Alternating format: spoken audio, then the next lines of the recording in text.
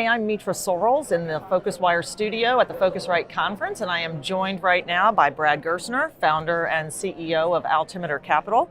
So Brad, let's jump right in here. I know it was almost 10 years ago exactly that you founded Altimeter Capital. Right. What do you know now that you didn't know then? Well, first, thanks for having me. Absolutely. 24th year at PhocusWright, my 19th year at PhocusWright. Just had a great interview with Bill Gurley. Happy to be here. So a decade ago, I had a belief that investment platforms made more sense if you did both public and private. I had a view that private companies were going to stay private longer. More of the value creation was going to happen in venture capital, and that intelligence could make me a better public market investor. And the public market investing could make me a better private market investor. And I would say that a decade ago, big limited partners, endowments and others thought that was, they didn't really believe in that way of investing, even though that's really, hearkening back to Warren Buffett and how he started his investment career. They wanted everybody to either be a venture capitalist or a hedge fund. And so the idea of a crossover fund where you did both was unusual. Fast forward a decade, and the world, I think, has come around to understanding the advantages that a platform like Altimeter has from an investment perspective. Okay, interesting. So a few minutes ago on stage, you asked Bill Gurley to comment on the changing startup landscape. Right. I'm curious your thoughts on that. Yeah, I think the biggest change in startups today is the amount of capital, as Bill said, that are chasing these ideas. So as the world has observed companies like Uber going from $0 to $100 billion in value as a private company, not surprisingly, more capital has said, I want to invest against that asset class. That's caused inflation in the asset class, which creates more danger. So if you're a longtime venture investor like I am, almost 20 years now, we've watched bubbles occur in 1999, blow up in 2000, in 2006, 2007, blow up in 2008, and even in 2011 and 2012. And so those of us who've been around a long time, I think, are worried about the inflation that's occurring in valuations owing to so much capital chasing. I think some people have called it the SoftBank effect. Right. But at the same time, the secular curve of value creation, this is the invention and how fast you can grow a company, has never been steeper. So from a secular perspective, we're more excited than we've ever been. From a cyclical perspective, when we look at the amount of capital in venture today, we're nervous and cautious about the price we're paying. Okay, interesting. Well, so that leads me to my next question, which is, we've seen certainly several really big investments, even just in recent weeks. I made notes of a few that just today we announced $120 million in Sojourn, $154 million to Trip Actions last week, Hopper $100 million, Klook $200. Right. What is this telling us? Right. So I think it's telling us two things. Number one, the opportunity set for the winner is bigger than it's ever been. So iOS created a platform that allowed people to have reach to 3 billion consumers. AWS and Azure created a software platform that allowed software companies to scale into enterprises faster than they ever have before. So the prize for the winner is bigger, so it makes sense that we're going to have more money flowing into it. However, the danger is too much capital at the wrong time into these businesses leads to perverse behavior, leads to excess competition, leads to excess loss. And so there are plenty of examples at this point of companies that have raised billions of dollars and have disappeared. Yeah. And so we're going to probably need a recession, which we're likely to have in the next 3 to 4 years, at least the macro in me personally would suggest that. When that occurs, it's going to shake out a lot of this capital. There's going to be loss. And people, I think, will recalibrate the size of checks and the number of checks that they're writing into these companies. So that jumps me ahead to, I was going to ask you that question, and that's maybe a little scary for some people to hear someone like yourself say that. You do potentially see this correction / possible recession.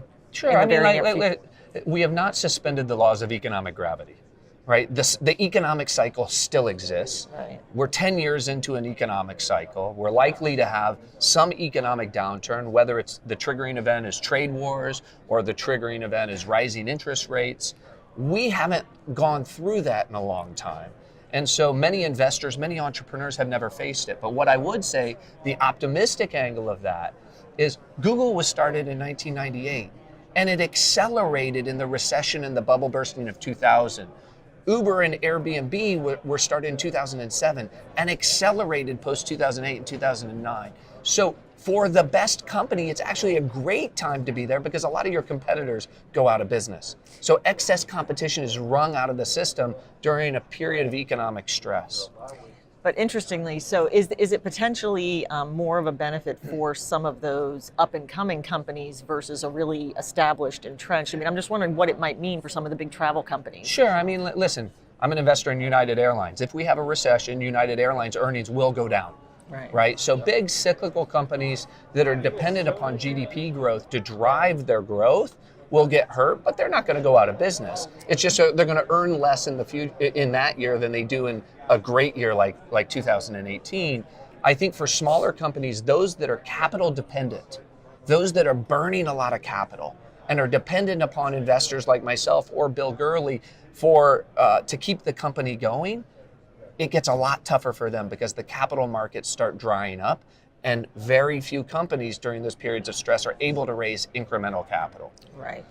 I'm curious your thoughts. A few weeks ago, I spoke to Christian Soller from Holtzbring Ventures, and he made the comment that from a funding perspective, no VC wants to compete with Google.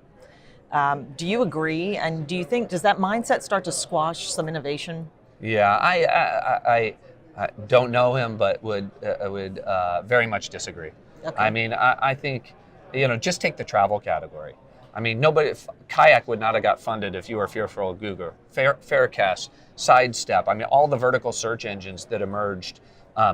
People wouldn't be investing in Booking.com and Expedia today if they were overly fearful about what Google is doing. I would argue that even the app ecosystem, like Uber, one could make an argument that Google and Waymo are going to kill them. I've been hearing that story for 18 years. I've been an investor in Google. Google is an extraordinary company with extraordinary innovation and terrific people, but they're validating market opportunity, and they can't be equally good at everything. And so a company that is exclusively focused on a particular category has ample opportunity to compete with Google. So what do you see when you think about the startup landscape in travel? What's missing, or where are we really oversaturated? Yeah, the interesting thing is, when you're looking for it, you don't see it. Most of the biggest opportunities have been orthogonal opportunities. So take Airbnb as an example, which many people at this conference didn't see or missed. I mean, Airbnb was born out of a necessity. Some people crawling Craigslist, republishing the Craigslist listings in a better, more usable format. And everybody said, wow, this is a powerful area for us to, have non-hotel accommodation. Or take Uber, born out of, Travis's desire to, have a cooler way to get from point A to point B, while most people at this conference were still focused on the next kayak. And so sometimes your parochial focus on corporate travel or on the next meta search engine causes you to miss the thing that is kind of coming out of left field. So in my old age, I guess I've learned to be a little bit more humble about where I'm going to see those opportunities. Right. I know this, as Bill said on stage, there is still a massive amount of friction for the traveler. Whether it's checking into a hotel, whether it's flying, artificial intelligence and machine learning will help us all have better experiences with less friction.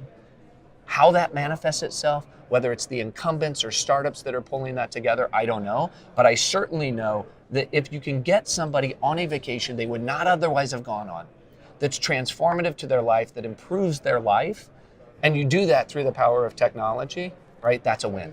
Right. And that's going to happen. So we'll see what we're talking about maybe in the next year or two. I'm curious, taking it a little more casual, what would you tell your 20-year-old self? The journey, I thought that I started off my career as a lawyer. I went back to business school. I started and ran 3 companies before I started Altimeter as an investor. I would have never forecast that I would have even been involved in travel. Right? Like the commitment to learning something, to becoming an expert at something is something that I thought was closing doors rather than opening doors. And, I think a lot of younger people want to keep all the balls in the air, keep all their options open. I had a professor in business school that said, just commit to something, become the best at something, and then see where that takes you. And so having the confidence to really commit to something, finding your passion in that thing, becoming an expert, has really opened a lot of doors. So I'm curious, what's next for you? Anything? So we just celebrated our 10th anniversary, as you mentioned, at Altimeter. It's exceeded my expectations. We're now almost a $4 billion investment platform in internet software on a global basis, from China to India to the United States. I'm the luckiest guy in the world. I get to get up in the morning, I get to meet with the most interesting people, study all of these global trends that we talked about on stage, and then it manifests itself for me in an investment, in betting on the future.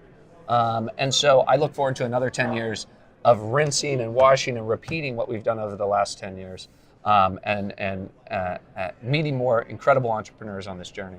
Wonderful. Great. Well, as you said to Bill on stage, this conversation could go on a lot longer, probably. A lot more we'd love to talk to you about, but we're out of time. So thank you so much, Brad, for joining us. We really appreciate it. Thank you so much.